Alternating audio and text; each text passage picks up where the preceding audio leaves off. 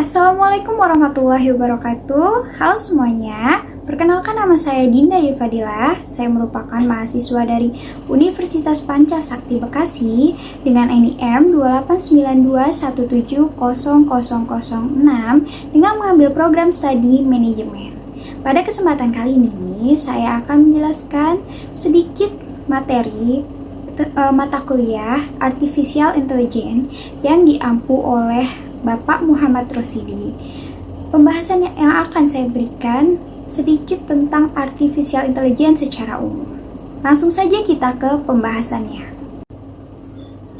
Perkembangan teknologi di era revolusi industri 4.0 semakin berkembang dan banyak digunakan oleh berbagai kalangan.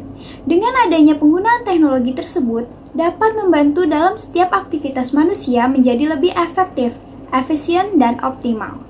Artificial Intelligence adalah salah satu istilah yang sering kita dengarkan saat ini di era revolusi industri, baik di negara maju maupun negara yang berkembang.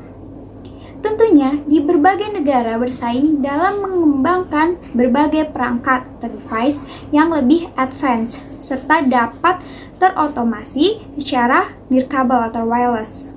Hingga akhirnya istilah Artificial Intelligence atau kecerdasan buatan menjadi terobosan baru dalam dunia IT untuk mengembangkan produk dan perangkat lunak yang mampu untuk mengatasi masalah secara lebih cerdas tanpa harus menunggu perintah atau instruksi dari manusia. Mari kita mengenal apa sih itu Artificial Intelligence itu. Artificial Intelligence adalah sistem kecerdasan yang ditanamkan atau ditambahkan oleh manusia ke dalam suatu teknologi yang nantinya akan dikembangkan dalam konteks ilmiah atau bentukan dari entitas ilmiah yang sudah ada. Kecerdasan di sini lebih menekankan pada kemampuan untuk memperoleh sebuah pengetahuan baru dan dapat diterapkan secara langsung. Meskipun Artificial Intelligence memiliki konotasi yang bersifat ilmiah, Artificial Intelligence juga membentuk cabang ilmu komputer, pembelajaran, perilaku, dan adaptasi dengan sebuah mesin. Setelah kita mengenal apa sih itu Artificial Intelligence, mari kita kupas sejarahnya. Sejarah Artificial Intelligence sendiri, istilahnya itu pertama kali diciptakan pada tahun 1956 dan hingga saat ini penggunanya semakin populer ditinjau dari segi peningkatan dan daya penyimpanan komputasinya. Untuk tahap riset awal proyek Artificial Intelligence terjadi sekitar tahun 1950 dengan tujuan mengeksplorasi topik penyelesaian masalah dan metode simbolik. Pada tahun 1960-an, Departemen Pertahanan Amerika Serikat juga mempunyai keinginan untuk mengembangkan dan melatih komputer agar memiliki penalaran seperti manusia secara mendasar. Sekitar tahun 1970-an, proyek DARPA berhasil menyelesaikan studi kasus mengenai pemetaan jalan. Dan di awal abad ke-21, itu tepatnya pada tahun 2003, DARPA juga sukses untuk menghasilkan asisten pribadi cerdas. Setelah itu teknologi Artificial Intelligence terus mengalami perkembangan hingga saat ini masuk pada program yang lebih detail lagi. Dengan menerapkan algoritma dari deep learning, di mana kecerdasan buatan yang dikembangkan mampu untuk mengerjakan tugas dan memberikan solusi secara lebih kompleks dengan kondisi yang lebih bervariatif. Bagaimana sih perkembangan dan cara kerja Artificial Intelligence itu sendiri? Kemunculan konsep kecerdasan buatan pertama kali ditemukan setelah Perang Dunia Kedua oleh seorang matematikawan dan filsuf muda bernama Alan Turing. Pada tahun 1947, Alan Turing beranggapan bahwa jika manusia bisa mengolah informasi dan memecahkan masalah juga membuat keputusan dari informasi tersebut, maka mesin juga bisa melakukannya. Dilansir dari Science in the News, dari kerangka logis tersebut, Alan Turing membuat suatu makalah pada tahun 1950 tentang bagaimana membangun mesin cerdas dan cara menguji kecerdasan mereka. Sejak saat itulah Artificial Intelligence berkembang pesat hingga sekarang. Saat ini, komputer telah menggunakan kecerdasan buatan berdasarkan pemrograman logika, di mana komputer dapat mengolah stimulasi yang diberikan manusia menjadi suatu keputusan berdasarkan ahli. Misalnya, perangkat lunak yang bisa mengenali suara manusia dan melakukan perintah sesuai dengan suara yang diberikan. Ada juga program komputer yang diciptakan untuk bermain catur dan dinamakan Deep Blue IBM. Lalu, bagaimana sih cara artificial intelligence itu bekerja? Artificial intelligence bekerja sesuai dengan algoritma pemrograman pada sistem komputer yang diberikan dalam proses pembuatannya. Algoritma pemrograman kerangka berpikir dari artificial intelligence dapat memproses berbagai jenis data.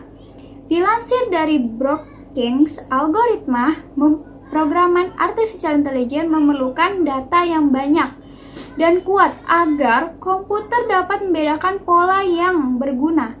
Dengan banyaknya data juga algoritma yang kompleks, mesin seakan-akan dapat berpikir sendiri, membuat keputusan, belajar, dan juga beradaptasi.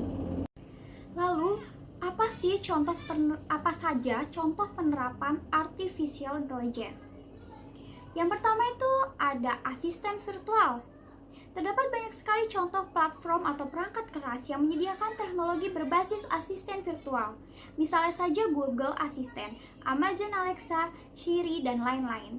Tugas dari asisten virtual ini adalah mampu untuk mencatat setiap informasi yang kita butuhkan, serta memberikan informasi berkaitan dengan waktu acara kita. Selain itu, asisten virtual juga dapat digunakan untuk memutar musik, mengirim pesan, membuka aplikasi, dan fitur advance yang lainnya. Dan fitur yang paling menarik adalah kemampuan dalam mengetahui apa yang kita suka serta memberikan rekomendasi konten yang sering kita tonton atau kita akses di dalam internet. Lalu selanjutnya ada Deepface Facebook. Contoh yang kedua ini dikembangkan oleh perusahaan raksasa Facebook, di mana memiliki fitur untuk mendeteksi dan mengenali wajah pada postingan foto. Dengan teknologi ini kita tidak perlu bersusah payah menandai foto secara manual.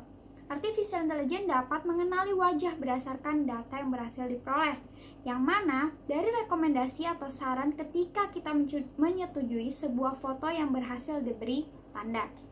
Ketiga, ada rekomendasi pada e-commerce. Contoh implementasi yang ketiga ini banyak kita temui, melakukan sebuah transaksi jual beli secara online melalui situs atau platform marketplace. Apakah kita menyadari ketika kita melihat-lihat produk, pada beberapa saat akan muncul hasil pencarian rekomendasi dari produk yang telah kita cari. Nah, itu merupakan hasil dari pengamatan yang dilakukan oleh artificial intelligence untuk membantu kita dalam mencari informasi produk atau barang yang kita butuhkan saat ini. Konsep dari pencarian tersebut berasal dari data mining yang berhasil diterapkan pada kecerdasan buatan. Lalu, yang keempat, contoh penerapan itu ada pada bisnis manufaktur dan retail. Untuk penerapan pada bisnis manufaktur dan retail lebih banyak berkaitan dengan penggunaan Internet of Things, yang mana dapat menganalisis data publik secara lebih cepat dengan jaringan yang terhubung dengan internet, mampu untuk memberikan pembelajaran secara mendalam dengan menggunakan data yang terstruktur.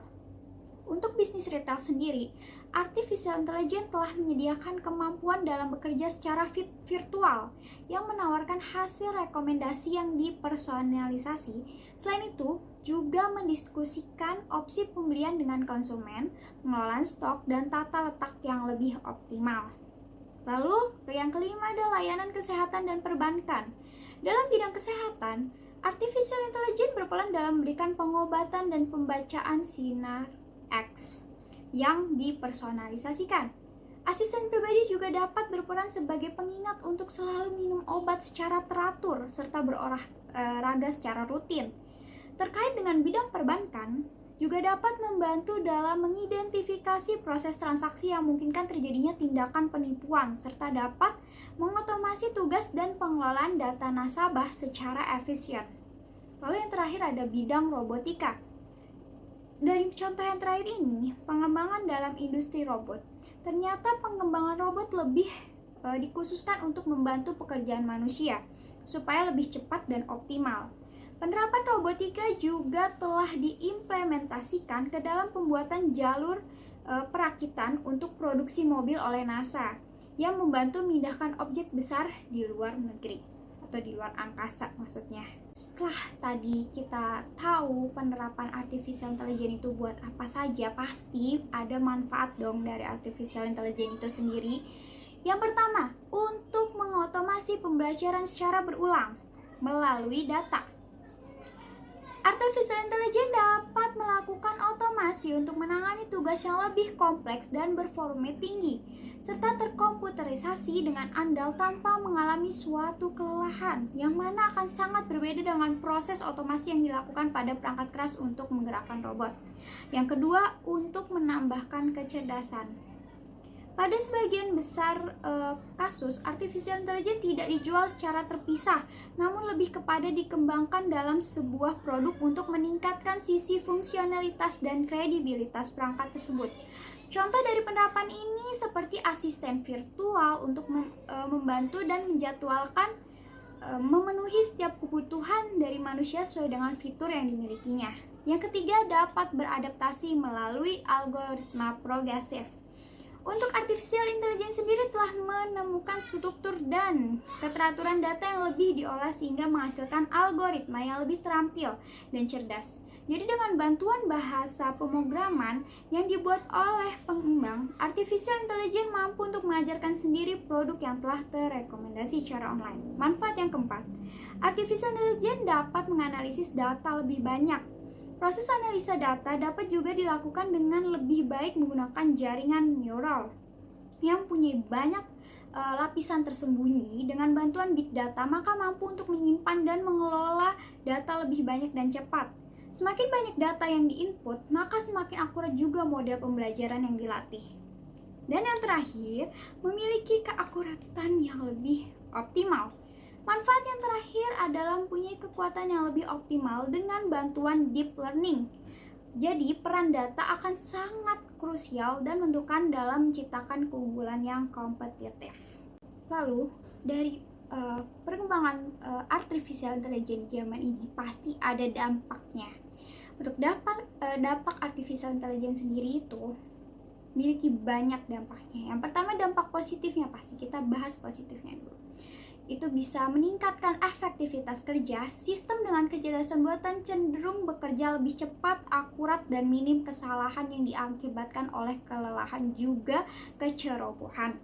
Dengan adanya kecerdasan buatan, dapat meningkatkan kemungkinan keberhasilan pengobatan medis. Misalnya sistem bedah Da Vinci yang menggunakan teknologi robot untuk melakukan operasi yang lebih presisi, akurat, dan minim trauma pada pasien.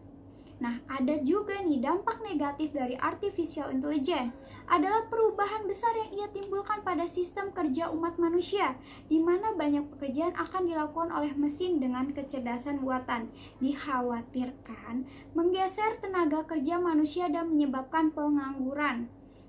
Keberadaan mesin dengan kecerdasan buatan dapat memperbesar kesenjangan sosial, karena para investor juga perusahaan artificial intelligence akan meraup banyak keuntungan, sedangkan masyarakat yang digantikan kerjanya oleh mesin akan mengalami kemiskinan. Artificial intelligence yang dapat beradaptasi dinilai menakutkan karena bisa saja sampai pada tahap mereka tidak memerlukan manusia lagi sebagai master mereka.